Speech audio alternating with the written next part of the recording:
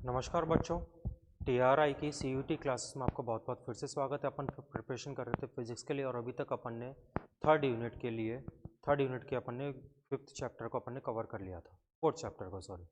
उस previous videos में fourth chapter के फर्स्ट वाले वीडियोस में अपने पास 4-5 क्वेश्चन थे जो कि ढंग से सॉल्व नहीं हुए थे। तो सबसे पहले अपन उन 4-5 क्वेश्चन को स्टार्ट करेंगे, फिर अपन बाद में देखेंगे कि जो अपने पास में फिफ्थ जो चैप्टर है उसके बारे में अपन आज से ही स्टडी करेंगे।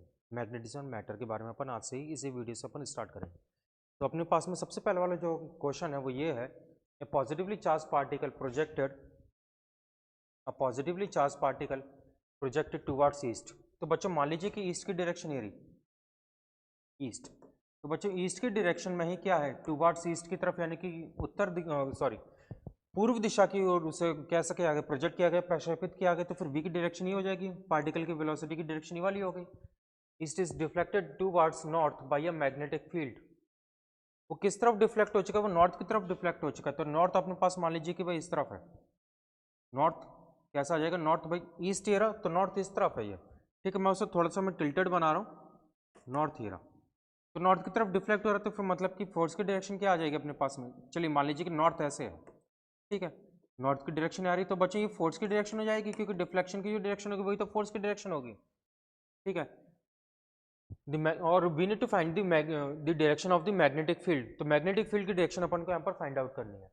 तो मैग्नेटिक फील्ड की डायरेक्शन बनाने के लिए अपने पास एफ की डायरेक्शन पता है, एफ ये रहा, ठीक है, वी की डायरेक्शन ये रही। तो अपन क्या करेंगे, अपन को वी की डायरेक्शन बतानी है, बी मैग्नेटिक फील्ड की डायरेक्शन बतानी है। तो F is equal to q v cross B, ये अपने पास में रिजल्टेंट फील्ड आएगी, ठीक है।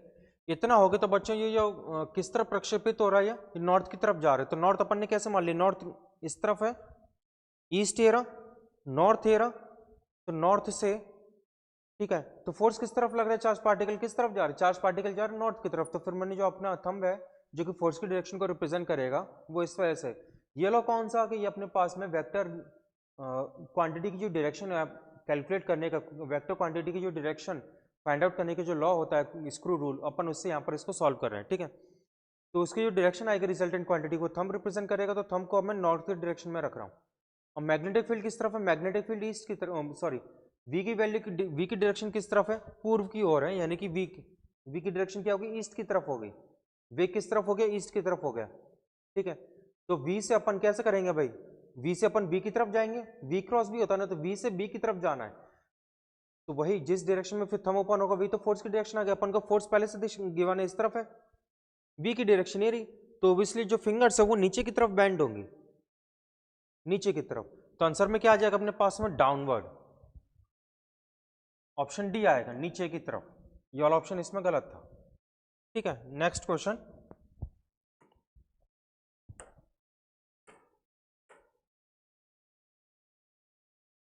which of the following particles will experience a maximum magnetic force when projected with the same velocity perpendicular to a magnetic field? इसका answer Li+2, इसको हम लोग और क्या लिख सकते हैं, Li+2 और लिख सकते हैं, ठीक है, क्योंकि इस पर दो चार्ज है। अब हो क्या रहा है कि बच्चों अपने पास फोर्स की इक्वेशन क्या होती है, F is equal to q v cross B, ये तो उसका वेक्टर फॉर्म है। और दूसरा वाला फॉर्मूला क्या होता है जनरली एंगल के साथ में, that F is equal to q v B sine theta, ठीक है। तो यहाँ पर अपने पास मैक्सिमम फोर्स निकालना, तो फोर्स किस किस पर डिपेंड कर रहा है, चार्ज की वैल्यू पर डिपेंड कर रहा है, वी बी पर डिपेंड कर रहा है, थीटा एंगल पर डिपेंड कर रहा है। तो जितनी भी अपने पास में प्रॉपर्टीज यहाँ पर क्या बोलेंगे, which of the following particles will experience maximum magnetic force, अधिकतम चुंबकीय बल को कौन अनुभव करेगा when projected with the same velocity. सबके लिए वी की वैल्यू सेम हो गई, तो वी के साथ में तो कंपैरिजन कर ही नहीं सकते। परपेंडिकुलर टू है मैग्नेटिक फील्ड, तो मैग्नेटिक फील्ड सबके लिए कॉमन हो गई, तो बी के साथ में कंपैरिजन नहीं कर सकते। परपेंडिकुलरली तो सारे के सारे पार्टिकल को अपन ने कैसे परपेंडिकुलरली प्रोजेक्ट कर दिया, ठीक है। तो फिर एफ की वैल्यू किस पर डिपेंड कर रही है, सिर्फ क्यू पर डिपेंड कर रही है। तो बच्चों जिस पर चार्ज सबसे ज्यादा होगा उसी पर ही फोर्स सबसे ज्यादा लग जाएगा। इलेक्ट्रॉन और प्रोटॉन पर चार्ज का वैल्यू सेम होता है, ठीक है। ये अल्फा पार्टिकल अपने पास में एच ही है, सॉरी अल्फा पार्टिकल नहीं, सिंपल He+1 है ये, और Li+2, तो बच्चों इस पर चार्ज सबसे ज्यादा है, so that's why it will experience, so option D is our answer. तो बच्चों क्यों, इस पर चार्ज कितना है अपने पास, Li+2 है, +2e का चार्ज है, ठीक है। इस पर -e का चार्ज है, इस पर +e का चार्ज है, इस पर +e का चार्ज है, जबकि इस पर E प्लस ऑफ 2 चार्ज है, ठीक है। तो फिर अपन क्या बोल सकते हैं कि यहाँ पर जो सबसे ज़्यादा फोर्स जो लगेगा वो इस वाले पार्टिकल पर फोर्स लगेगा, यानी कि Li+2 लगेगा, ठीक है। नेक्स्ट क्वेश्चन देखते हैं। हाँ जी, on which particle given below maximum force is acting, सबसे ज़्यादा फोर्स किस पर काम करेगा, when they are moving with the same velocity in uniform magnetic field projected perpendicularly, perpendicular, जब उसे perpendicular प्रोजेक्ट किया गया है, ठीक है। तो बच्चों ये तो हो जाएगा न्यूट्रल E1 E0, मतलब कि ये तो हो गया न्यूट्रल, ये क्या हो जाएगा, न्यूट्रल हो जाएगा, ठीक है। 1H1 2He4 Li+3 Li7, वो तो वो अच्छा, इसलिए अपने पास में यहाँ पर अगर इन सब पर मैं चार्ज को सबसे ज़्यादा जो कैलकुलेट करता हूँ तो वो इस पर चार्ज बनेगा, इस पर ही चार्ज बनेगा, किस पर, और उस पर हम लोग मैक्सिमम चार्ज अगर निकालना चाह रहे हैं तो इस पर 3Li7 पर सबसे ज़्यादा चार्ज बनेगा, तो इसलिए आंसर अपने पास ऑप्शन में क्या आ जाएगा, ऑप्शन डी आंसर आ जाएगा। Next, which of the following particles will describe the smallest circle when projected with the same velocity perpendicular to a magnetic field, smallest circle है, स्मॉलेस्ट सर्किल है तो फिर radius सबसे कम, smallest circle है तो फिर radius सबसे कम, तो रेडियस सबसे कम है तो फिर अपने पास में यानी कि F = mv²/r, सर्किल की बात हो रही तो इसलिए मैंने यहाँ पर क्या ले लिया, सेंट्रीपिटल फोर्स ले लिया है, ठीक है। जब भी सर्किल की बात होगी तो सेंट्रीपिटल फोर्स हम लोग ले सकते हैं, क्योंकि यहाँ पर सेम वेलोसिटी बोला गया है, वेलोसिटी की वैल्यू कांस्टेंट है, डायरेक्शन तो चेंज करेगी सर्किल के केस में, तो इसलिए अपन यहाँ पर क्या लेंगे, सेंट्रीपिटल फोर्स यानी कि अभिकेंद्री बल को अपन ने लिए। तो बच्चों यहाँ पर अपन को क्या निकालना है, न्यूनतम सबसे छोटा सर्किल कौन सा बनाएगा, तो जिसकी की रेडियस सबसे छोटी हो जाएगी वो सबसे छोटा सर्किल बनाएगा, तो मतलब कि जिस पर सबसे ज्यादा फोर्स लगेगा। अच्छा सर, आर की वैल्यू किस किस पर डिपेंड कर रही है, mv²/r f, आर की तो वैल्यू एक तो मास पर डिपेंड कर रही है, वेलोसिटी सबके सेम है तो वेलोसिटी को अपन कंपैरिजन ही नहीं कर सकते, और एक फोर्स एफ पर डिपेंड कर रही है, ठीक है। तो ऑब्वियसली बच्चों जिसका मास सबसे कम होगा उसके लिए रेडियस भी सबसे कम हो जाएगी। तो मास सबसे कम किसका होता है, सबसे कम मास होता है इलेक्ट्रॉन का। कितना होता है इलेक्ट्रॉन का मास आपको पता है भाई, इसका मास कितना बनेगा, ये 9.1 × 10⁻31 kg, ठीक है, ऑप्शन ए। नेक्स्ट चलिए अपन अब स्टार्ट कर रहे हैं चैप्टर 5 को, एनसीईआरटी के अकॉर्डिंग इस वाले चैप्टर का नाम है अपने पास मैग्नेटिज्म एंड मैटर, चुंबकत्व एवं द्रव्य। ये चैप्टर 5 का फर्स्ट पार्ट है, बहुत ज़्यादा टाइम नहीं लगेगा इसको खत्म होने में, बहुत इजी, अपन को लिमिटेड ही चलना है, कोई ज़्यादा बड़ा काम नहीं करना है, ठीक है। ये अपने पास में यूनिट थर्ड का चैप्टर 5, यूनिट थर्ड के अंदर जो सेकंड चैप्टर था, यानी कि अकॉर्डिंग टू एनसीईआरटी चैप्टर 5 है ये मैग्नेटिज्म एंड मैटर, उसका फर्स्ट पार्ट है। अभी अपने पास में सिलेबस क्या आज पढ़ने के लिए, परमानेंट मैग्नेट्स, स्थायी चुंबक, मैग्नेटिक फील्ड लाइंस, जिनको कि अपन मैग्नेटिक लाइंस ऑफ फोर्स भी बोल देते हैं, ठीक है। Magnetic field intensity due to a magnetic dipole, एक मैग्नेटिक डायपोल की वजह से चुंबकीय क्षेत्र की तीव्रता कितनी होती है उसको अपन देखेंगे। दो केसेस बनते हैं यहाँ पर क्षण चुंबकीय, एक तो अक्ष के अनुदिश, यानी कि एक तो along the axis of the bar magnet, और एक perpendicular to axis of bar magnet. इसके बाद में the magnetic dipole movement of a revolving electron. ये वाला थोड़ा इंपॉर्टेंट क्वेश्चन यहाँ से बन सकता है, क्योंकि ये वाला जो टॉपिक है ये हर कोई इसको इग्नोर कर, मोस्ट ऑफ द स्टूडेंट इसको इग्नोर भी कर देते हैं।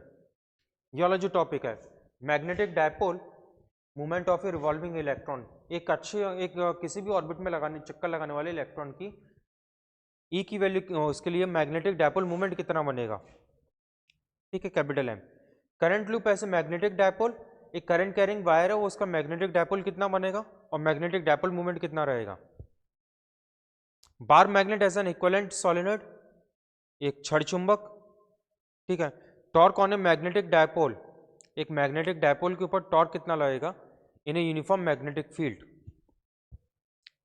चलिए अपन अब आगे बढ़ते हैं, ये अपने पास में सिलेबस हो गया इस वाले चैप्टर का, एक समान चुंबकीय क्षेत्र में एक चुंबकीय द्विध्रुव, ठीक है। नेक्स्ट अपन स्टार्ट करते हैं, सबसे पहले स्थायी चुंबकत्व टॉपिक ना लेकर अपने पास में सबसे पहले वाला टॉपिक है अभी के लिए मैग्नेटिज्म, चुंबकत्व। Phenomena of attracting magnetic substance like iron, निकल, कोबाल्ट एक्सेट्रा। फिनोमेना मैग्नेटिज्म क्या होता है? एक अपने पास में एक प्रॉपर्टी है, एक फिनोमेना है, जस्ट एक छोटी सी घटना है जिसकी वजह से ये आयरन, निकल, कोबाल्ट को ये क्या करता है? अट्रैक्ट कर सकता है। इस वाली प्रॉपर्टी, इस वाली फिनोमेना को अपन नाम देते हैं कि ये क्या है? ये मैग्नेटिज्म है ये। ठीक है, आगे, a body possessing the property of magnetism is called magnet. ऐसी बॉडी, ऐसी वस्तु जिसके पास में मैग्नेटिज्म यानी कि चुंबकत्व होता है, उस वाली बॉडी को अपन क्या नाम देते हैं? मैग्नेट नाम दे देते हैं, यानी कि उसको क्या बोल देते हैं अपन? That body is called as चुंबक, that body is called as magnet. जिसके पास में यह गुण होता है कि वो दूसरे आयरन, निकल, कोबाल्ट को अट्रैक्ट कर सकता है, उस वाली वस्तु को अपन क्या नाम देते हैं? चुंबक नाम से नाम दे देते हैं। A magnetic pole is the point near the end of a bar magnet, near the end of the magnet where magnetism is concentrated। जहां पर कि मैग्नेटिज्म सबसे ज्यादा होता है, उस वाले एंड को अपन क्या बोल देते हैं? पोल नाम दे देते हैं। एक तो होता है बच्चों नॉर्थ पोल और एक होता है अपने पास साउथ पोल। ठीक है, earth is a natural magnet. Earth कैसी है? अर्थ अपने आप में एक प्राकृतिक चुंबक है। The region around a magnet in which it exerts forces on other magnets and on projects and on objects made of iron is a magnetic field। So what is magnetic field? Magnetic field क्या होती है? यानी कि चुंबकीय क्षेत्र क्या होता है?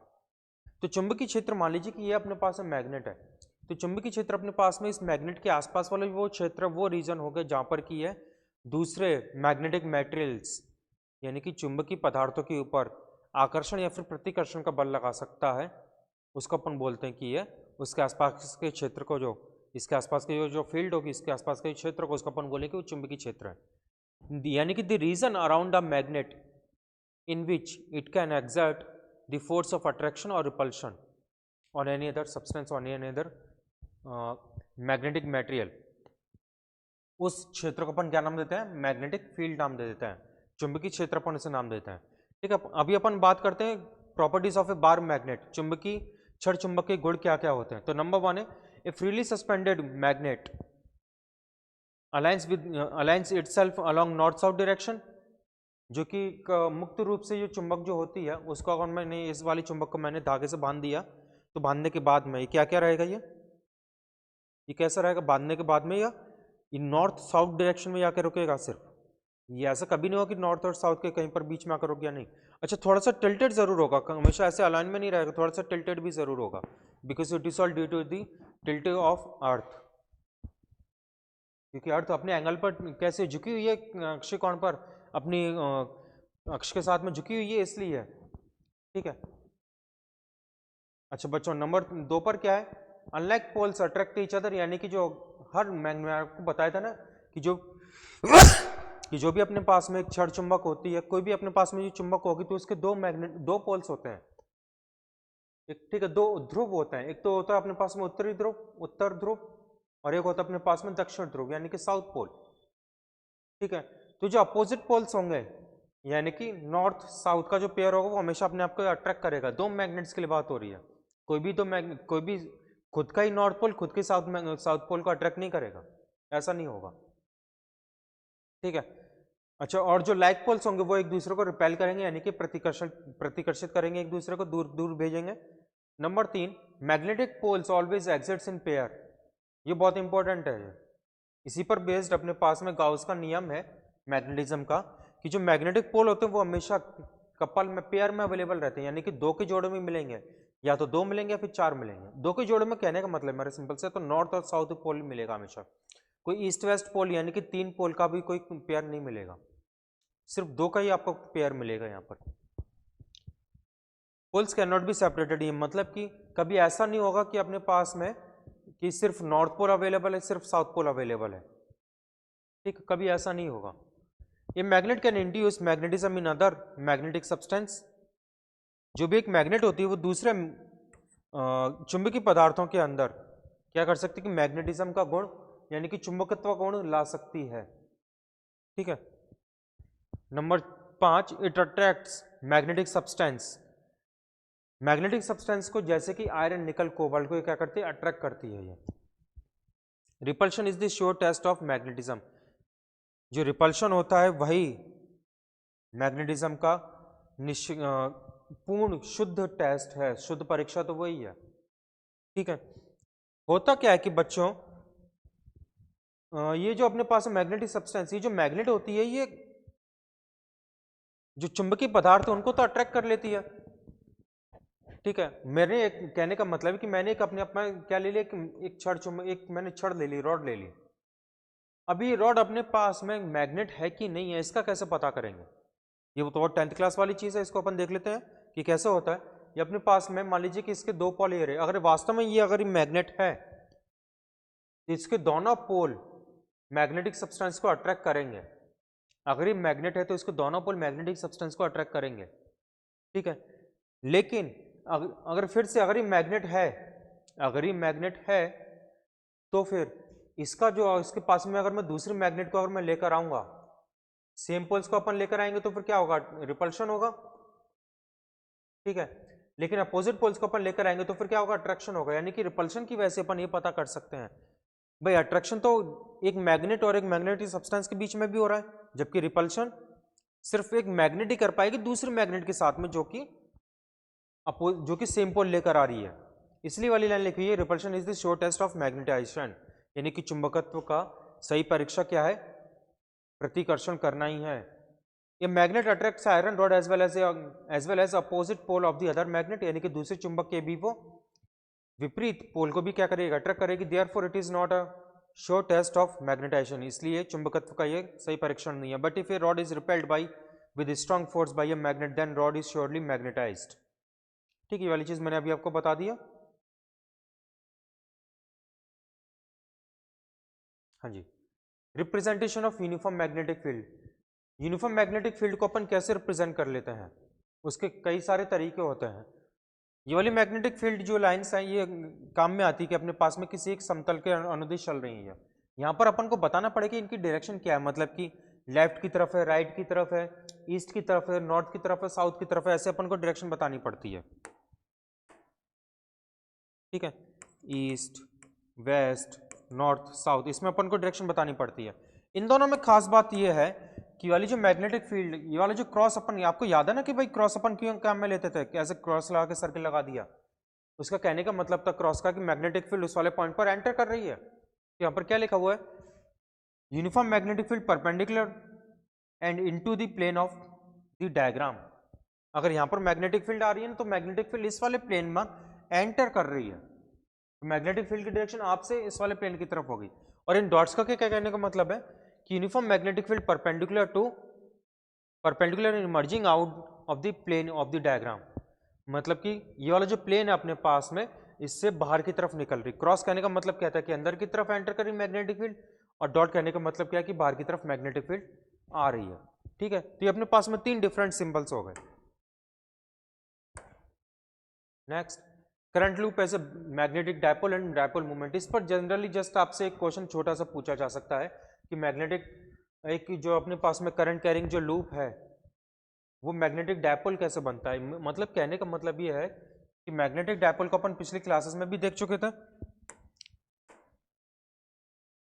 ठीक है, इसे एक बार मैं दोबारा से बता देता हूँ कि मैग्नेटिक डायपोल क्या होता है। बच्चों, मैग्नेटिक डायपोल यानी कि चुंबकीय द्विध्रुव,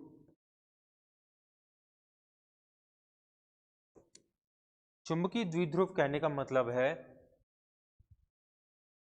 कि जिसके कि 2 एंड हो पहले से। द्वि कहने का मतलब 2, डाई कहने का मतलब कितना होता है? 2 पोल, मतलब कि एंड, जिसके कि 2 पहले से 2 ध्रुव बने हुए होंगे। ठीक है, तो जब भी अपने पास हम बार मैग्नेट की अगर बात होगी या फिर करंट कैरिंग लूप की बात होगी तो नॉर्थ पोल साउथ पोल तो बना कर रहेगा। करंट कैरिंग लूप होगा तो मैग्नेटिक फील्ड जनरेट कर रहे हैं, मैग्नेटिक फील्ड जनरेट कर रहे हैं तो उसको अपन डायरेक्शन रिप्रेजेंट करेंगे। जब डायरेक्शन अगर रिप्रेजेंट करेंगे तो फिर कहीं पर नॉर्थ पोल बनना है, कहीं पर साउथ पोल बनना है, करंट कैरिंग लूप की वजह से। ठीक है, ये जो डायरेक्शन बता रहे थे वो अपन पहले देख चुके थे कि डायरेक्शन कैसे निकालते हैं। ठीक है, ये वाला जो पोर्शन है ये आगे की तरफ आ रहा है, ये वाला जो पोर्शन है पीछे की तरफ जा रहा है, तो करंट की जो डायरेक्शन है वो अपने पास में यूं है, इसलिए ये वाला जो पोल बनेगा वो बनेगा नॉर्थ पोल और ये वाला जो पोल बनेगा साउथ पोल। ठीक है, अच्छा, मैग्नेटिक डायपोल मूवमेंट की अपने पास में इक्वेशन बनती है यहाँ पर। इसके केस में आपको इस पर सीधा सीधा फॉर्मूला क्वेश्चन होगा, डेरिवेशन तो आना नहीं है। तो इस पर जो क्वेश्चन जो बनता है वो अपने पास में ये वाला बनता है कि इसका मैग्नेटिक डायपोल मूवमेंट यानी कि चुंबकीय द्विध्रुव आघूर्ण कितना बनेगा, m is equal to N I A, m is equal to N I A. यहाँ पर n नहीं लिखा हुआ है। अच्छा, सबसे पहले अपने पास में वेक्टर फॉर्म है। इस m की जो डायरेक्शन होती है वो एरिया के अलॉन्ग में रहती है। m की जो डायरेक्शन होती है किसके अलॉन्ग में होती है, एरिया के अलॉन्ग में रहती है। ठीक है, तो इस कॉइल का जो एरिया की जो डायरेक्शन आएगी वो हमेशा इसके परपेंडिकुलर आएगी, इसकी तरफ आएगी, परपेंडिकुलर आएगी। ठीक है, तो इसलिए अपने पास में m की डायरेक्शन कैसे आ जाएगी, इस तरफ आ जाएगी। अच्छा, एरिया की डायरेक्शन हमेशा सरफेस के परपेंडिकुलर ही क्यों होती है, because area is the cross product of length and breadth. तो एल इंटू बी का अपन क्या करते हैं, मान लीजिए कि अपने पास में सरफेस एरिया, ठीक है, एल एरा बी एरा, अपना जो हाथ है इधर से ऐसे देख लीजिए, तो बच्चों एल एरा बी एरा, तो एल से अपन बी की तरफ जाएंगे, एल से अपन बी की तरफ जाएंगे तो एरिया की जो डायरेक्शन आ जाएगी वो आपकी तरफ आ गई। अब मैं हाथ को मैं ऐसे रख लूंगा, ऐसे रख लूँ, कैसे भी रख लूंगा मैं, तो एरिया की जो डायरेक्शन आएगी वो हमेशा कैसे रहेगी, सरफेस के परपेंडिकुलर रहेगी। तो अपने पास में सर्कुलर कॉइल कैसी है, ऐसी है सर्कुलर कॉइल, ये वाली जो सर्कुलर कॉइल है वो अपने पास में यूँ रखी हुई है, यूँ, तो एरिया की जो डायरेक्शन आएगी वो ऐसे हमेशा यूँ वाली आ जाएगी। ठीक है, अच्छा ये भी ले सकते हैं, कोई दिक्कत नहीं है, ये वाली डायरेक्शन ले लेंगे। ठीक है, लेकिन जनरली अपन को मैग्नेटिक फील्ड की अलॉन्ग में ही एरिया की डायरेक्शन लेनी है, तो इसलिए मैग्नेटिक फील्ड की डायरेक्शन भी अपने पास इस तरफ है अभी इस वाले केस में, तो एरिया की डायरेक्शन ये वाली आ गई। तो बच्चों जिस तरफ एरिया की डायरेक्शन होगी उस तरफ ही मैग्नेटिक डायपोल मूवमेंट की डायरेक्शन आएगी। एन यहाँ पर क्या, n is the number of turns, इसमें नंबर ऑफ टन्स केवल 1 था। इसके आप मेरे को आप यूनिट बता सकते हैं, यूनिट यहाँ पर अच्छा पहले से लिखी है एम्पियर मीटर स्क्वायर। इसके आप लोग डायमेंशन बना सकते हैं आसानी से बच्चों, बहुत ईजी वाला, तो डायमेंशन इसकी बताना। एरिया ए क्या अपने पास करंट, ठीक है, करंट की डायमेंशन कितनी होती है अपने पास, ए एम्पियर, और ए क्या यहाँ पर ये वाला जो मीटर स्क्वायर यानी कि एल स्क्वायर, तो ए वन एल स्क्वायर या फिर एल स्क्वायर ए वन, ये अपने पास में इसकी डायमेंशन हो जाएगी।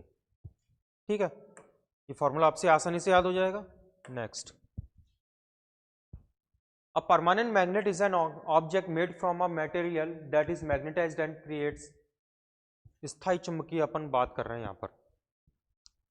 तो स्थायी चुंबक और अस्थायी चुंबक, स्थायी चुंबक कहने का मतलब होता है जो कि परमानेंट रहे, जिसका कि मैग्नेटिज्म बहुत लॉन्ग टाइम पीरियड तक चलता रहेगा, जैसे कि अपने हेडफोन्स में लगे हुए मैग्नेट, ठीक है, टीवी के स्पीकर में लगे हुए मैग्नेट, तो इनकी लॉन्ग लाइफ होती है, ये बहुत लंबे टाइम तक इनका मैग्नेटिज्म बना रहता है। जो एक रॉड होती है जो अपने पास में बार मैग्नेट जो होती है, छड़ चुंबक जो होती है, वो भी कैसा होता है, परमानेंट मैग्नेट होता है।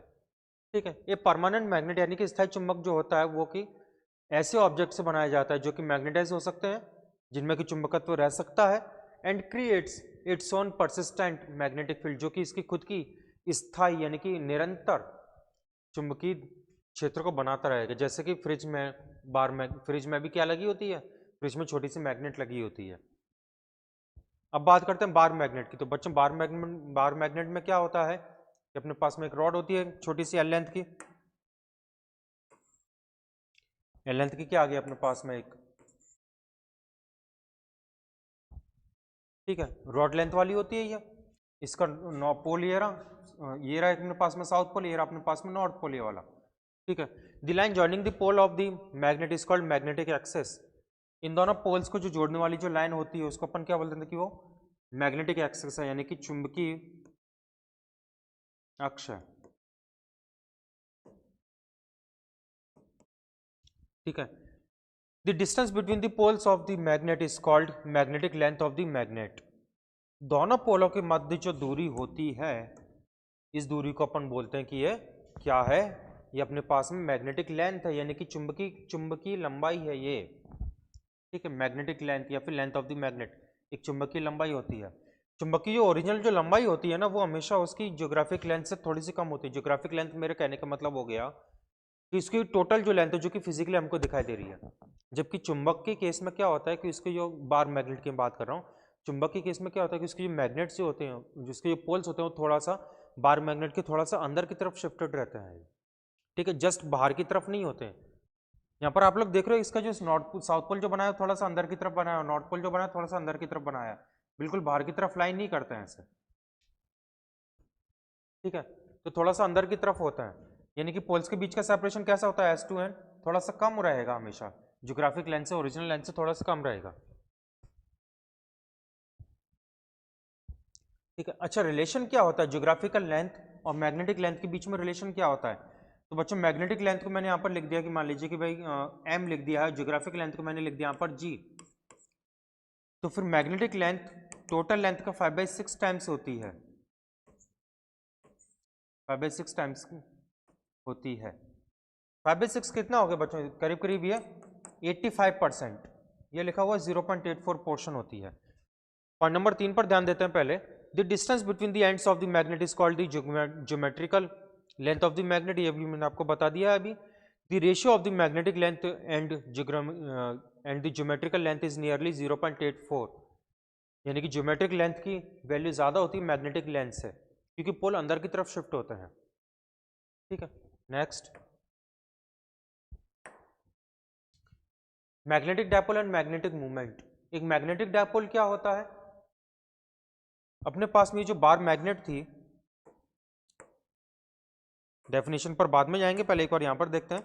अपने पास में जो बार मैग्नेट है, ठीक है, ये रहा अपने पास में नॉर्थ पोल, ये रहा अपने पास में साउथ पोल, ये रहा अपने पास में नॉर्थ पोल। ठीक है, इसकी अपन जो लेंथ जो लेंगे ना, वो यहां से लेकर यहां तक की लेंथ नहीं लेंगे। यहां पर जो 12 जो लिखा हुआ वो यहां से लेकर यहां तक की लेंथ है। लेंथ को डबल करके लिख रहे हैं यहाँ, उसका रीजन है क्योंकि इसे कैलकुलेशन में कई बार इसे आधा ही करना पड़ता है, हाफ करना पड़ता है। तो बच्चों चुंबकीय द्विध्रुव क्या बनता है आपके? अपने एक चुंबक को अपन क्या बोल देते हैं? चुंबकीय द्विध्रुव को बोल देते हैं, क्योंकि हमेशा उसके दो, हर चुंबक के अपने आप में दो ध्रुव बने होते हैं। हर मैग्नेट के खुद के अपने क्या होते हैं? दो पोल होते हैं, वो हमेशा डायपोल ही रहेगी। तो मैग्नेटिक मूवमेंट कितना होता है? किसी भी दोनों पोल्स की जो पोल स्ट्रेंथ होती है वो हमेशा इक्वल होती है। यानी कि अगर मैंने यहाँ पर आयरन को अगर चिपकाया है, जितना आयरन यहाँ पर अगर स्टिक होगा, अट्रैक्ट होगा, उतनी ही क्वांटिटी का आयरन, एग्जैक्टली उतनी ही क्वांटिटी का आयरन इस वाले पॉइंट पर आकर भी स्टिक होगा, अट्रैक्ट होगा।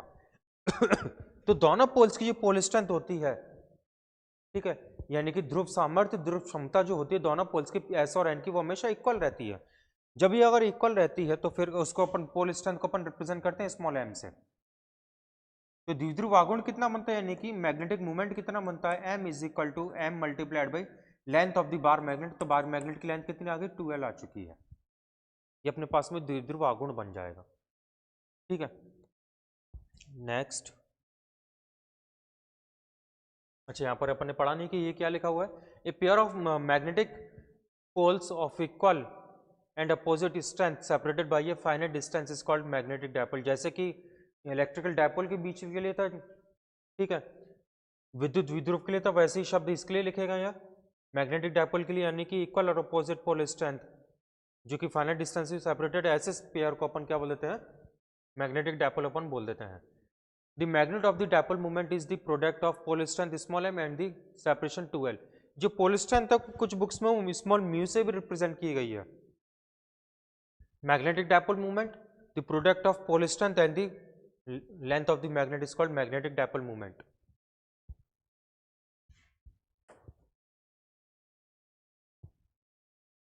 Okay, unit of magnetic movement, magnetic dipole movement बोलिए या फिर मैग्नेटिक मूवमेंट बोलिए, बात बराबर है। अभी मैंने आपको बताई थी ना उसकी यूनिट क्या आ रही थी बच्चों। अच्छा, यूनिट आप कैसे याद रखोगे? अपने पास मैग्नेटिक डायपोल मूवमेंट का जो फॉर्मूला है NIA, इससे आप लोग कैलकुलेट कर लीजिएगा। करंट के लिए अपन क्या ले रहे थे? एम्पियर। एरिया के लिए अपन क्या ले रहे थे? Metre square. तो ampere metre square is the ऐसा यूनिट। अच्छा, अभी आपसे अगर मैं पूछता हूँ कि मैग्नेटिक मूवमेंट की यूनिट क्या बनेगी, sorry small m, magnetic pole strength की यूनिट क्या बनेगी, तो अपने पास में रिलेशन क्या था? m is equal to small m multiplied by 2l। तो m की मेरे को और आप यूनिट अगर बता सकते हो तो फिर m डिवाइडेड बाई 2l इसका फॉर्मूला रहेगा। m के अपने पास में पोल स्ट्रेंथ, तो पोल स्ट्रेंथ की यूनिट क्या बनती है अपने पास? Ampere metre square. और लेंथ के लिए अपन कितना लिखेंगे यहाँ पर? मीटर। तो एम्पियर मीटर इसकी क्या बन जाएगी? यूनिट बन जाएगी। पोल स्ट्रेंथ कितनी? पोल स्ट्रेंथ की, यानी कि ध्रुव सामर्थ्य की अपने पास ऐसे यूनिट क्या बन गई? एम्पियर मीटर बन गई। बट याद रखिएगा, ये जो ध्रुव सामर्थ्य है स्मॉल m, ये स्केलर क्वांटिटी होती है, ये वेक्टर क्वांटिटी नहीं है, स्केलर क्वांटिटी है। Next, weber into ampere per metre square is equal to, ये न्यूटन के बराबर होता है। ये फोर्स की इक्वेशन लिखी हुई है यहाँ पर। वेबर तो मैग्नेटिक फ्लक्स की यूनिट होती है, इसे अपन नेक्स्ट चैप्टर में पढ़ेंगे। एम्पियर करंट की, और पर मीटर किसकी हो गई है? डिस्टेंस के लिए हो गया। चुंबकीय क्षेत्र रेखाएं, इसको भी एक बार देखते हैं। ठीक है। Magnetic field lines are a visual tool to represent magnetic fields. होता क्या है कि मैंने अभी आपको बताया था कि मैग्नेटिक फील्ड क्या होती है, किसी भी चुंबक के आसपास का वो क्षेत्र होती है जिसमें कि वो दूसरे पदार्थों को आकर्षित या फिर प्रतिकर्षित कर सकती है, या फिर दूसरे चुंबकों को क्या कर सकती है, प्रतिकर्षित कर सकती है। तो इसको अपन क्या बोलते हैं, इसको अपन बोलते हैं कि ये चुंबकीय क्षेत्र है ये। ठीक है, चुंबकीय क्षेत्र यानी कि चुंबकीय क्षेत्र रेखा यानी कि मैग्नेटिक फील्ड लाइंस का जो सबसे पहले कंसेप्ट दिया था, वो कंसेप्ट दिया था इन्होंने, मैकल फैराडे ने। इलेक्ट्रिक फील्ड लाइंस और मैग्नेटिक फील्ड लाइंस का कंसेप्ट उन्होंने एक साथ में ही रखा था। उनका मानना था कि हम लोग अगर मैग्नेटिक फील्ड की अगर बात करें तो इसको विजुअलाइज कैसे करेंगे, इसको फील करने के लिए वी कैन से दैट कि मैग्नेटिक फील्ड को अपन रिप्रेजेंट कर सकते हैं मैग्नेटिक फील्ड लाइंस के थ्रू, उसको अपन रेखाएं बनाकर प्रदर्शित कर सकते हैं। They describe the direction of the magnetic force on A north monopole at any position, यानी कि वो नॉर्थ पोल की तरफ या फिर उसके अपोजिट दिशा में लगने वाले बल की दिशा को बताती हैं वो। नंबर 1 पॉइंट क्या लिखा हुआ है, the tangent drawn to the, ये प्रॉपर्टीज है मैग्नेटिक फील्ड लाइंस की, ये प्रॉपर्टीज है मैग्नेटिक फील्ड लाइंस की। The tangent drawn to the magnetic field lines gives the direction of the magnetic field. ठीक है, यानी कि किसी भी पॉइंट पर अगर मैं टेंजेंट अगर मैं ड्रॉ करता हूं,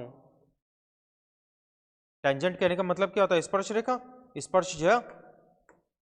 तो स्पर्श रेखा को अपन जब भी अगर ड्रॉ करते हैं तो मान लीजिए कि इस वाले पॉइंट पर मैंने ड्रॉ कर लिया, या फिर इस वाले पॉइंट पर मैंने ड्रॉ कर लिया यहां पर, तो ये वाली डायरेक्शन आ रही है, इस वाले पॉइंट पर ये वाली डायरेक्शन आ रही है, तो मतलब कि ये की डायरेक्शन क्या हो जाएगी, मैग्नेटिक फील्ड की डायरेक्शन हो रही है ये, या फिर उस पॉइंट पर लगने वाले मैग्नेटिक फोर्स की डायरेक्शन हो जाएगी ये, direction of the magnetic field की डायरेक्शन बता रहा है। नंबर 2 पॉइंट, द क्लोजनेस और density of the field lines is directly proportional to the strength of the field, यानी कि जितनी ज्यादा ये फील्ड लाइंस होंगी, जितनी ज्यादा ये फील्ड लाइंस होंगी उतनी ज्यादा अपने पास में यहाँ पर क्या रहेगी, पोल स्ट्रेंथ बनी रहेगी। द क्लोजनेस और डेंसिटी यानी कि जितनी ज्यादा बच्चों फील्ड लाइंस होंगी उतनी ज्यादा अपने पास में मैग्नेटिक फील्ड की वैल्यू रहेगी। तो फिर हो क्या रहा है कि बच्चों यहाँ पर इतने वाले एरिया में अपने पास 3 फील्ड लाइन है। ठीक है, इतनी लेंथ के लिए मैं यहाँ पर जब मैं बात कर रहा हूँ तो फिर यहाँ पर मैंने ले लिया इतनी लेंथ, तो ये लेके यहाँ से लेकर यहाँ तक आ गए, तो इतनी एरिया में अपने पास में 3 फील्ड लाइन आ रही है, इतनी एरिया में अपने पास में 4 फील्ड लाइन आ रही है, तो ऑब्वियसली यहाँ पर स्ट्रेंथ ज्यादा है मैग्नेटिक फील्ड की, यानी कि यहाँ पर मैग्नेटिक फील्ड ज्यादा है इस वाले एरिया में। ठीक है, next number 3 point, the magnetic field lines appear to emerge और start from the north pole and merge और terminate at the south pole. जो मैग्नेटिक फील्ड लाइंस होती हैं ये नॉर्थ पोल से स्टार्ट होकर साउथ पोल पर आकर खत्म होती हैं, ये बहुत ईजी है तो सभी को पता ही है। Next number 5 point, magnetic field lines never intersect each other, कोई भी तो मैग्नेटिक फील्ड लाइंस एक दूसरे को कभी भी क्या करनी करेंगे, इंटरसेक्ट नहीं करेंगी। Magnetic field lines form a close loop, ये वाला जो पॉइंट नंबर 6 है ये वाला डिफरेंट है इलेक्ट्रिक फील्ड लाइन से। चुंबकीय क्षेत्र रेखाएं और विद्युत क्षेत्र की रेखाओं के अंदर बस ये वाला डिफरेंस होता है कि चुंबकीय क्षेत्र की जो रेखा होती है वो बंद लूप बना सकती हैं, क्लोज लूप बनाएंगी, लेकिन विद्युत क्षेत्र की रेखाएं कभी भी बंद लूप नहीं बनाएंगी। Number 7 point, field lines have both direction and magnitude at any point on the field, किसी भी बिंदु पर, क्षेत्र के अंदर किसी भी बिंदु पर फील्ड लाइंस की डायरेक्शन भी होती है और मैग्नेटिक फील्ड की क्या होती है, मैग्नीट्यूड भी होता है। ठीक है, इसीलिए magnetic field lines are represented by vector, उनकी डायरेक्शन भी है, परिमाण भी है, इसी वजह से अपन क्या करते हैं कि वो उसे अपन वेक्टर क्वांटिटी की तरह ट्रीट करते हैं। They denote the direction of the magnetic field, ये मैग्नेटिक फील्ड की डायरेक्शन को बताती हैं। The magnetic field is stronger at the poles because the field lines are denser near the poles. बच्चों यहाँ पर ज्यादा फील्ड लाइंस आ रही है ना, यहाँ पर ज्यादा फील्ड लाइंस आ रही हैं, यहाँ पर ज्यादा फील्ड लाइंस है, यहाँ पर ज्यादा फील्ड लाइंस है, यहाँ पर ज्यादा फील्ड लाइंस है, बट ये वाली फील्ड लाइंस कैसी हैं, कम है, यहाँ पर कम फील्ड लाइंस आ रही हैं।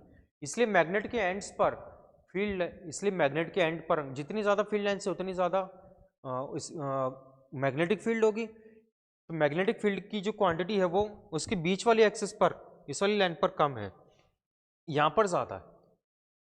सो वी कैन से दैट तो यहाँ पर मैग्नेटिक फील्ड की वैल्यू ज़्यादा आ जाएगी, यहाँ पर मैग्नेटिक फील्ड कम रहेगा। ठीक है,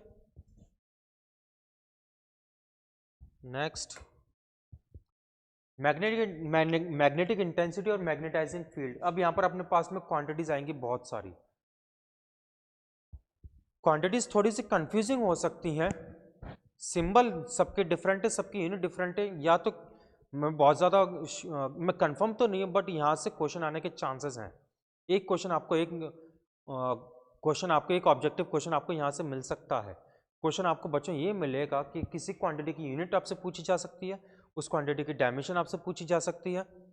ठीक है, इनमें से कुछ क्वांटिटी तो क्या है, कुछ क्वांटिटी तो कैसी बनेगी, स्केलर बनेगी, कुछ क्वांटिटी वेक्टर बनेगी। ठीक है, तो फिर अपने पास में सबसे पहले ये क्वांटिटी है, ये चुंबकीय तीव्रता और चुंबकन क्षेत्र। बच्चों चुंबकीय क्षेत्र मैग्नेटिक फील्ड अलग होता है, मैग्नेटाइजिंग फील्ड अलग होता है, दोनों में डिफरेंस क्या है। मैग्नेटिक फील्ड जो होता है वो एक मैग्नेट के आसपास का फील्ड होता है जिसमें कि दूसरे मैग्नेट या फिर कोई और मैग्नेटिक मेटेरियल फोर्स का एक्सपीरियंस कर सकता है। मैग्नेटिक इंटेंसिटी यानी कि चुंबकन तीव्रता, चुंबकीय तीव्रता या फिर चुंबकन क्षेत्र क्या होता है। Magnetic intensity at a point is the force experienced by your north pole of the unit pole strength placed at the point due to pole strength of the given magnet. यानी कि किसी भी बिंदु पर चुंबकीय तीव्रता वो होती है जो कि नॉर्थ पोल या फिर साउथ पोल की वजह से एक फोर्स को एक्सपीरियंस कर रही है, ये वाली तीव्रता होती है। It is also defined as the magnetomotive force per unit length. It can also be defined as the degree or extent to which magnetic field can be magnetize a substance। ये वाला पॉइंट नंबर 4 और देख लीजिएगा एक बार। It can also be defined as the force experienced by a unit positive charge flowing in with the unit velocity in a directional normal to the magnetic field। छोटे से शब्दों में सुन लीजिएगा। अब इन चारों पॉइंट्स के कहने का मतलब है कि किसी भी एक चुंबक के चारों ओर जो मैग्नेटिक फील्ड जो जनरेट हुई है वो किसी और को मिलेगी। लेकिन बच्चों ओब्वियसली बात है कि वो सारी की सारी तो मिलेगी नहीं। मान लीजिए कि एक मैग्नेट की ने अगर 10 टेस्ला या फिर एक करंट कैरिंग वायर ने अगर 10 टेस्ला मैग्नेटिक फील्ड को प्रोड्यूस किया है तो पूरी की पूरी तो मैग्नेटिक फील्ड उसको मिलेगी नहीं, कुछ एक पोर्शन मिलेगा। तो पूरी की पूरी मैग्नेटिक फील्ड का वो पोर्शन जो कि किसी एक सब्सटेंस को मैग्नेटाइज कर सकता है, 10 टेस्ला में से अगर एक टेस्ला ने मैग्नेटाइज किया है तो 1 tesla is called as magnetizing field. ठीक है, यानी कि मैग्नेटिक फील्ड की वो वैल्यू जो कि किसी एक सब्सटेंस को मैग्नेटाइज कर सकती है, मैग्नेटिक फील्ड की उस वैल्यू को अपन बोलेंगे कि वो मैग्नेटाइजिंग फील्ड है। इसे अपन कैपिटल एच से डिनोट करते हैं। सीजीएस यूनिट इसकी होती है ऑरेस्टेड, ऐसे यूनिट उसकी होती है एम्पियर टन्स पर लीनियर मीटर, यानी कि एम्पियर अपॉन मीटर।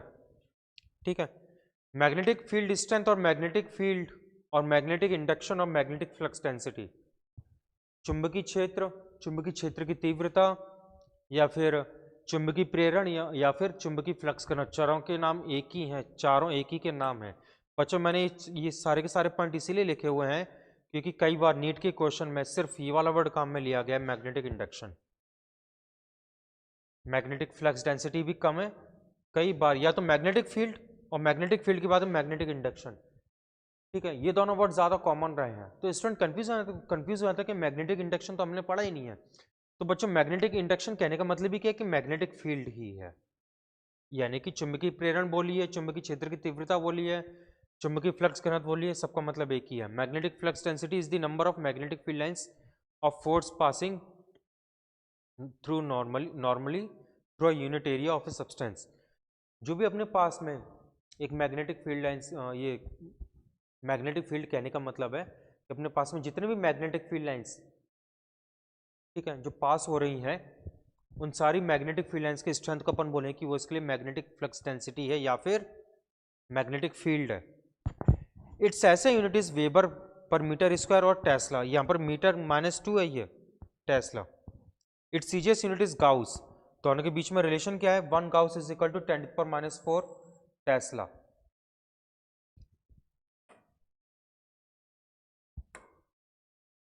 ठीक है, मैग्नेटिक फ्लक्स क्या होता है, सिंपल सी लैंग्वेज में कि जितना भी मैग्नेट है, जितना भी मैग्नेटिज्म है, जितना भी मैग्नेटिक फील्ड है वो किसी भी एरिया से अगर पास हो रहा है, तो जितना भी मैग्नेटिक फील्ड जो पास हो रही है यूनिट एरिया से, वो magnetic field multiplied by the area, that product is called as magnetic flux. हर एक मैग्नेटिक फील्ड लाइन्स की वैल्यू को अपन लेते हैं 1 टेस्ला। हर एक मैग्नेटिक फील्ड लाइन्स की वैल्यू को कितना लेते हैं? 1 टेस्ला लेते हैं। तो मान लीजिए कि बच्चों 5 मैग्नेटिक फील्ड लाइन्स अगर 10 मीटर स्क्वायर से अगर पास हो रही हैं, तो फिर 5 × 10, इनको अपन क्या लेंगे? ये 50 टेस्ला मीटर स्क्वायर या फिर टेस्ला वेबर, 50 वेबर, ये क्या बनेगा? दिस इज मैग्नेटिक फ्लक्स या फिर चुंबकीय फ्लक्स बनता है। यानी कि जितनी भी मैग्नेटिक फील्ड जो पास हो रही है किसी भी एक पर्टिकुलर एरिया से, उसको अपन क्या बोलते हैं कि वो चुंबकीय फ्लक्स है। इसकी ऐसे यूनिट क्या होती है? इसकी ऐसे यूनिट होती है वेबर। इसकी ऐसे यूनिट क्या हो जाती है बच्चों? वेबर हो जाती है। ठीक है, शॉर्ट में अपन इसको लिखते हैं WB। Relation between magnetic field and magnetizing field, B और एच में संबंध क्या है? B = mu H. और जबकि म्यू क्या है? म्यू यहाँ पर उस माध्यम की परमेबिलिटी है, पारगम्यता है उस माध्यम की। चुंबकीय पारगम्यता क्या होती है? ठीक है, चुंबकीय पारगम्यता क्या होती है? चुंबकीय पारगम्यता कहने का मतलब है इट इज द डिग्री और extent to which magnetic lines of force can pass enter a substance. बच्चों चुंबकीय पारगम्यता यानी कि मैग्नेटिक परमेबिलिटी कहने का मतलब है कि जितना ज़्यादा बढ़िया मैग्नेटिक फील्ड होगा उतनी ज़्यादा उसकी स्ट्रेंथ बनेगी, मैग्नेटिक स्ट्रेंथ उतनी ज़्यादा बनेगी। तो ये जो चुंबकीय पारगम्यता यानी कि मैग्नेटिक सब्सटेंस, ये मैग्नेटिक परमेबिलिटी जो होती है वो उसकी मैग्नेटिक फील्ड जनरेट करने की एबिलिटी या फिर मैग्नेटिक फील्ड को एक्सेप्ट करने की एबिलिटी को शो करती है। इसकी यूनिट होती है अपने पास में tesla metre per ampere, weber per ampere metre या फिर हेनरी पर एम्पियर मीटर होती है ये। रिलेटिव परमेबिलिटी या फिर आपेक्षिक चुंबकीय पारगम्यता या फिर रिलेटिव मैग्नेटिक परमेबिलिटी। तो बच्चों दोनों के बीच में रिलेशन ये होता है कि ये लिखा हुआ है यहाँ पर, ये रहा, mu r is equal to mu divided by mu naught. यानी कि म्यू आर किस किस का रेशियो होती है? Mu r is the ratio of magnetic permeability of the substance, किसी भी पदार्थ की चुंबकीय पारगम्यता, डिवाइडेड बाई निर्वात की चुंबकीय पारगम्यता। तो दोनों के रेशियो को अपन क्या बोल देते हैं? इन दोनों के रेशियो को अपन बोल देते हैं कि आपेक्षिक चुंबकीय पारगम्यता, अपन इसे नाम दे देते हैं। ठीक है, नेक्स्ट। हाँ जी, नेक्स्ट डेफिनेशन है चुंबकन की तीव्रता, intensity of magnetization. It is the degree to which a substance is magnetized when placed in a magnetic field. Magnetic field अपन ने दी है, ठीक है, इस सब्सटेंस की क्या मैग्नेटिक फील्ड है? Capital B। इस सब्सटेंस ने मैग्नेटिक फील्ड B तो जनरेट कर दी है, लेकिन दूसरे सब्सटेंस ने कितनी मैग्नेटिक फील्ड को एक्सेप्ट किया है, वो कितनी मैग्नेटिक फील्ड यूज की है, वो होती है magnetizing field capital H। Capital H apply किया गया है तो फिर कितना ज़्यादा उसके अंदर खुद की मैग्नेटिक फील्ड आएगी, उसको अपन बोलते हैं कि वो इंटेंसिटी ऑफ मैग्नेटाइजेशन है। I से रिप्रेजेंट करते हैं। It can also be defined as the magnetic dipole moment acquired per unit volume of the substance, यानी कि I is equal to m/v। ठीक है, तो बच्चों m की इक्वेशन क्या होती है? m is equal to pole strength multiplied by the distance, pole strength sorry हाँ, इसकी मैग्नेटिक डायपोल मोमेंट की इक्वेशन क्या होती है? m × 2l। ठीक है, और वॉल्यूम क्या होता है अपने पास में? Cross section area multiplied by the length, तो 12 से 12 कैंसिल आउट हो जाएगा। Pole strength multiplied by pole strength divided by area, तो इसकी यूनिट क्या बनेगी? पोल स्ट्रेंथ की यूनिट क्या थी अपने पास में? एम्पियर हाँ जी, ampere metre divided by area की यूनिट क्या बनती है? मीटर स्क्वायर, तो एम्पियर पर मीटर इसके ऐसे यूनिट हो जाएगी। ये लिखा हुआ है, ऐसे unit of intensity of magnetization is ampere per metre inverse. तो अच्छा, सीजीएस यूनिट क्या बनेगी इसकी? वे सीजीएस यूनिट इसकी बनती है यहाँ पर, एम्पियर के लिए तो आता है बायो, और मीटर की जगह पर कितना आ जाएगा? सेंटीमीटर, तो बायो पर सेंटीमीटर। ठीक है, नेक्स्ट इज मैग्नेटिक ससेप्टेबिलिटी, चुंबकन तीव्रता। It is the property of the substance which shows how easily a substance can be magnetised. ये हर एक पदार्थ की प्रवृत्ति होती है कि वो कितनी आसानी से उसमें चुंबकन आ सकता है। इस प्रॉपर्टी को, इस गुणधर्म को अपन नाम देते हैं कि वो इसकी चुंबकन तीव्रता, उस चुंबकन प्रवृत्ति है। ठीक है। It can also be defined as the ratio of intensity of magnetization in a substance to the magnetic intensity applied to the substance. यानी कि ये Cm नहीं है, यहाँ पर आएगा ये chi m. Chi m is equal to I upon H। Relation between magnetic permeability and susceptibility, chi m. So mu r is equal to chi m, mu r is equal to 1 plus of chi m. तो बच्चों हमेशा mu r की value greater than 1 रहेगी, mu r की value हमेशा greater than 1, sorry हमेशा magnetic susceptibility से यानी कि चुंबकीय प्रवृत्ति से एक ज्यादा वैल्यू रहेगी इसकी। मैग्नेटिक परमेबिलिटी का रेशियो की वैल्यू क्या थी अपने पास, mu r is equal to mu upon mu naught. ये तो था अपने पास में यूनिट लेस, तो काईएम भी क्या बनेगा, काईएम भी यूनिट लेस बनता है। ये बहुत इंपॉर्टेंट चीज है काईएम। इसकी वजह से अपन डिफरेंट टाइप के मैग्नेटिक सब्सटेंस को डिवाइड कर सकते हैं, अलग अलग कैटेगरी में डिवाइड कर सकते हैं, और जिसे अपन नेक्स्ट वाले पार्ट में स्टडी करेंगे। ठीक है। क्वेश्चन अभी अपने पास में magnetic susceptibility of super conductor. ये सीधी ये वाली चीज मैंने आपको पढ़ाई नहीं, बट ये वाले जो क्वेश्चन है सीधे सीधे पूछे जाते हैं। ये IITs NITs ट्रिपल ई वगैरह में या फिर BHU की प्रीवियस जो एग्जाम हुआ करते थे मेडिकल, उनमें ये बहुत बार आ चुका है। ठीक है। तो जस्ट ए फैक्ट बेसिस है। सुपर कंडक्टर यानी कि अतिचालकों की चुंबकीय संवेदनशीलता यानी कि मैग्नेटिक ससेप्टेबिलिटी यानी कि चुंबकीय प्रवृत्ति की बात की जा रही है। ऑप्शन कितना आ जाएगा, ऑप्शन बी माइनस नेगेटिव में होता है, नेगेटिव में इसकी वैल्यू आती है। Magnetic susceptibility of free space, free space की मैग्नेटिक ससेप्टेबिलिटी कितनी होती है, 0 होती है। काईएम कितना बनेगा, 0 बनेगा। मुक्त स्थान फ्री जो अपने पास में मुक्त आकाश जो होता है, free space, option C 0 0। Magnetic field due to dipole और बार मैग्नेट की वजह से मैग्नेटिक मूवमेंट कितना बनेगा, वो यहाँ पर अपन को कैलकुलेट करना है।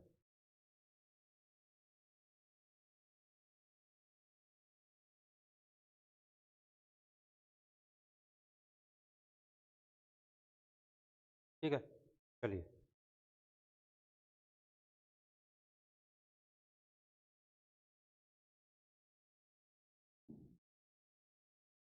हाँ जी।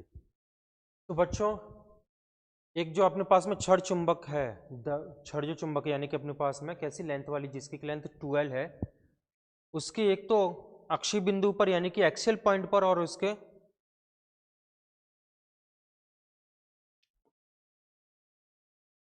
एक तो अक्षीय बिंदु पर यानी कि एक्सियल पॉइंट पर, और उसकी निरक्ष रेखा पर यानी कि इक्वेटोरियल पॉइंट पर अपन को मैग्नेटिक फील्ड कैलकुलेट करनी है। तो अपने पास में लास्ट में रिलेशन जो आता है वो ये वाला रिलेशन आता है, BP is equal to, P point कहाँ पर है, पी पॉइंट एक्सियल है, एक्सेस पर है, और क्यू पॉइंट कहाँ पर है, इक्वेटोरियल पर है। कितना होता है, mu naught 2mx divided by 4 pi x square minus of l square की पावर 2। ठीक है, याद रखिएगा म्यू नॉट की जो वैल्यू होती है वो होती है अपने पास में 4 पाई इंटू 10⁻⁷, ये वाली वैल्यू आ जाती है इसकी। ठीक है। अगर जो लेंथ है मैग्नेट की, जो लेंथ है वो कैसे हो जाए, जिस पॉइंट पर अपन को ये कैलकुलेट करना है कि भाई मैग्नेटिक फील्ड कितनी है, वो वाली जो वैल्यू है एक्स, उसकी जो लेंथ है वो एल से कैसे हो जाए, बड़ी हो जाए, छोटी, बहुत ज़्यादा छोटी, यानी कि x is much greater than small L. तो फिर क्या हो जाएगा, अपन एल स्क्वायर को अपन क्या करेंगे, 0 करेंगे। जब 0 करेंगे तो पूरा सॉल्व करने के बाद में अपने पास में ये लास्ट ऑप्शन रह जाएगा, BP is approximately equal to 2 mu naught upon 4 pi 2m divided by x cube. ठीक है। अपने पास वाई एक्सिस पर कितनी मैग्नेटिक फील्ड आ जाती है, यानी कि इक्वेटोरियल पॉइंट पर कितनी मैग्नेटिक फील्ड आ जाएगी, mu naught m divided by 4 pi y square plus of l square power 3/2। यहाँ पर जो m है वो ये क्या है, ये अपने पास में डायपोल मूवमेंट, क्या ये डायपोल मूवमेंट, इसकी इक्वेशन क्या बनती है अपने पास में, m इंटू 2l। आप बोलोगे कि ये भी तो बनती थी m is equal to N I A. तो बच्चों ये वाली जो इक्वेशन है करंट कैरिंग लूप के लिए है, जबकि ये वाली जो इक्वेशन है ये किसके लिए है, ये मैग्नेट के लिए है, तो दोनों में डिफरेंस है। ठीक है।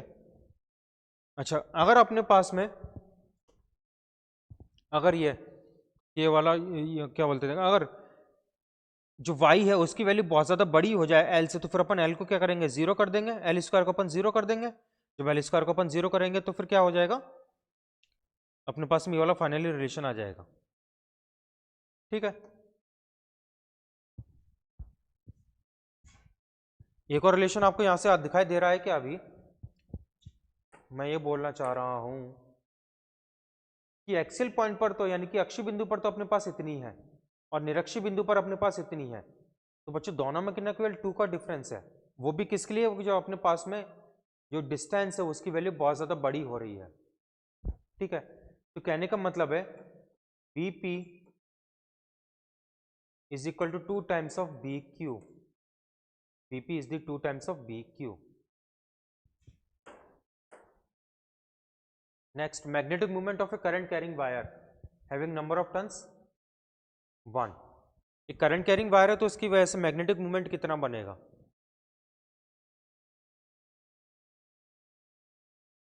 सॉरी, अब मैंने हेडिंग नहीं देखी यहाँ पर। Magnetic dipole movement of a revolving electron, एक जो कक्षा में जो चक्कर जो लगा रहा है इलेक्ट्रॉन, उसका चुंबकीय द्विध्रुव आघूर्ण कितना बनेगा? उस चुंबकीय द्विध्रुव आघूर्ण को मैंने यहाँ पर म्यू से रिप्रेजेंट किया हुआ है। ठीक है, अपन को म्यू की यहाँ पर वैल्यू निकालनी है। तो बच्चों एम का फॉर्मूला कितना बनता है, इस वाले डेरिवेशन को अपन यहाँ पर साइड में सॉल्व करके देख लेते हैं।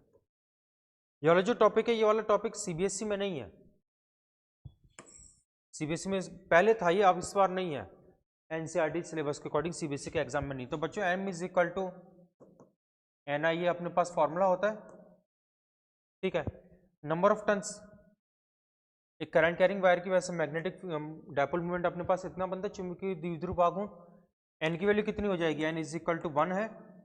ठीक है, आई इज इक्वल टू कितना बनेगा, अपन को इलेक्ट्रॉन की वजह से निकालना, तो electron divided by time T, और एरिया, एरिया कितना बनेगा रेडियस का, रेडियस की वजह से पाई आर स्क्वायर। तो बच्चों m इज इक्वल टू चुंबकीय द्विध्रुव आघूर्ण कितना बन जाएगा यहाँ पर, m is equal to n की वैल्यू 1, i की जगह पर e अपॉन टी और पाई आर स्क्वायर। ठीक है, तो कितना रह गया ये अपने पास में, e upon T pi r square. एक तो फॉर्मूला अपने पास में ये आ गया। ठीक है, इसके अलावा और कोई फॉर्मूला बनता है क्या यहाँ पर? इसके अलावा हाँ जी बच्चों, बहुत ज़्यादा फॉर्मूला, डिफरेंट फॉर्मूला और बनते हैं। ठीक है, अपने पास टाइम पीरियड, तो टाइम पीरियड क्या होता है अपने पास, डिस्टेंस अपॉन स्पीड। डिस्टेंस कितनी है, मैं कितना डिस्टेंस को कवर कर रहा है इलेक्ट्रॉन, इलेक्ट्रॉन कवर कर रहा है 2 पाई आर डिस्टेंस को, और स्पीड कितनी है उसकी v है। तो m is equal to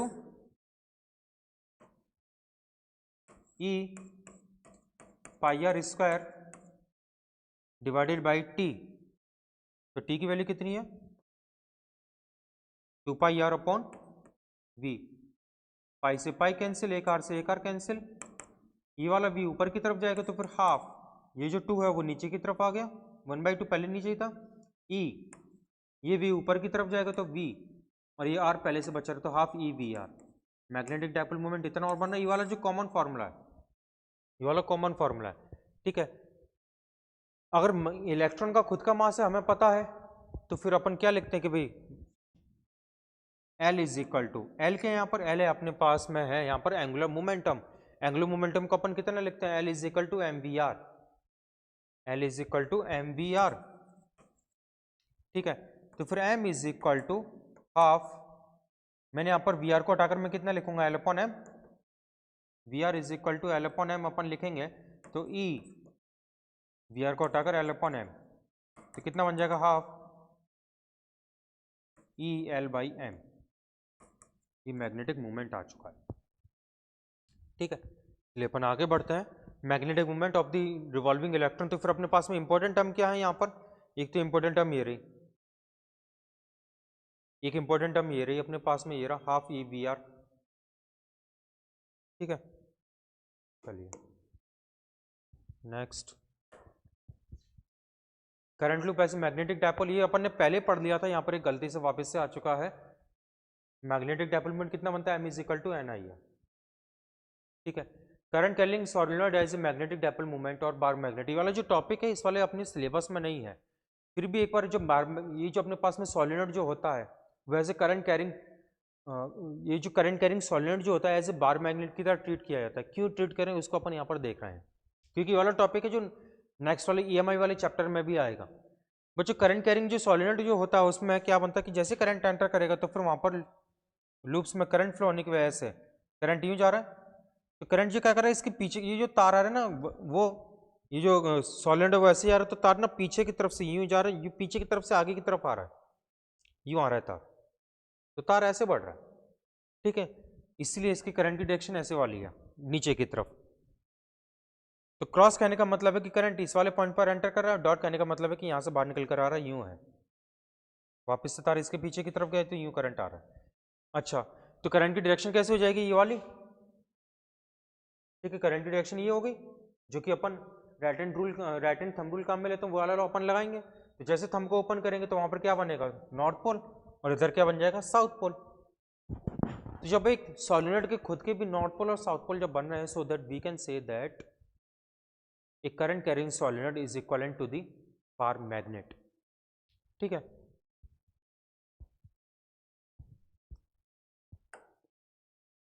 next, torque on a magnetic dipole, एक मैग्नेटिक डायपोल पर कितना टॉर्क लगता है।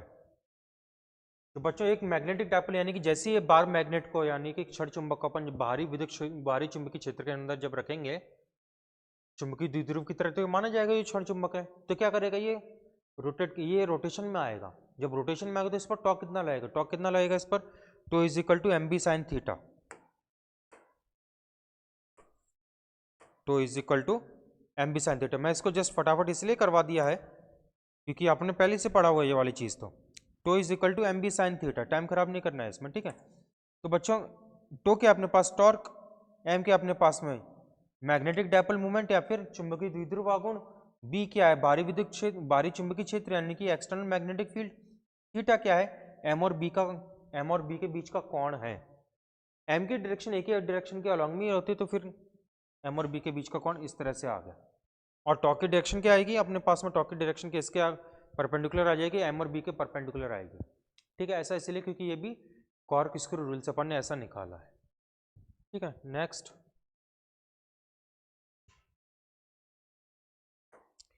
ठीक है। तो बच्चों आज की वीडियोस के लिए इतना ही था, इस वाले चैप्टर को भी अपन ने आधा किया है। कोई भी आपको दिक्कत हो फिर आप लोग डाउट सेक्शन में आकर पूछ सकते हैं। आई होप आपको समझ में आ गया होगा, बहुत इजी चैप्टर है, अपने कुछ क्वेश्चन अटेम्प्ट किए हैं, बाकी क्वेश्चन आपको यहाँ पर क्वेश्चन बैंक की तरफ से आपको ऑनलाइन आपको मिल जाएंगे, ठीक है। सो बाय ऑल ऑफ यू।